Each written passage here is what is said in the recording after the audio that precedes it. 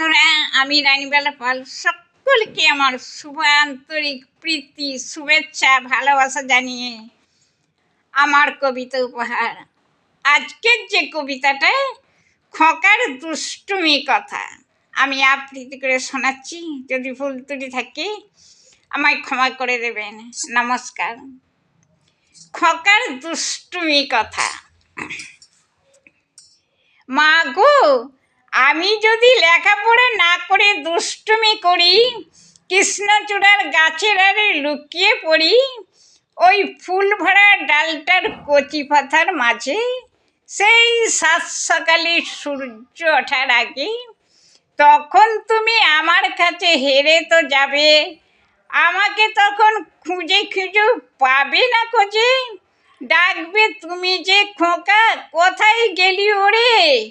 আমি তো দেব না সারা, থাকবো বসে চুপ করে। যখন তুমি থাকবে রান্না বাড়ির কাজে কাজে, লুকিয়ে লুকিয়ে দেখবই আমি সব মাঝে মাঝে।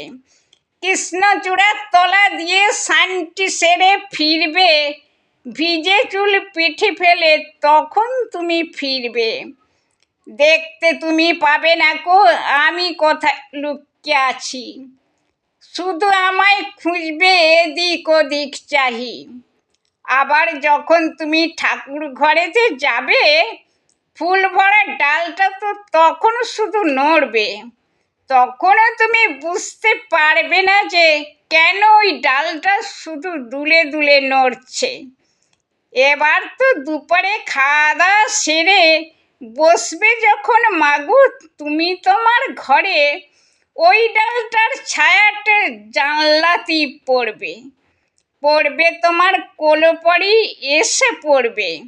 তবুও তুমি কিছুই পারবে না কো বুঝতে, কেন এই ছায়াটা এখন এলো ঘরেতে। মনে মনে ভাববে খোকার ছায়া হবে কি, নিশ্চয় খোকারই ঠিক ঠিক দুষ্টুমি। সন্ধ্যাদীপ যখন জ্বালবে ঘরে ও ঘরে, গাছের থেকে নেমেই আমি চুপি চুপি ঢুকবো ঘরে।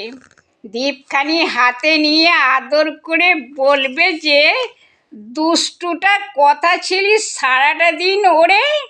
বলবো আমি বলবো না, কিছুতেই বলবো না, কথাই ছিলাম আমি আজ সারা দিনটা।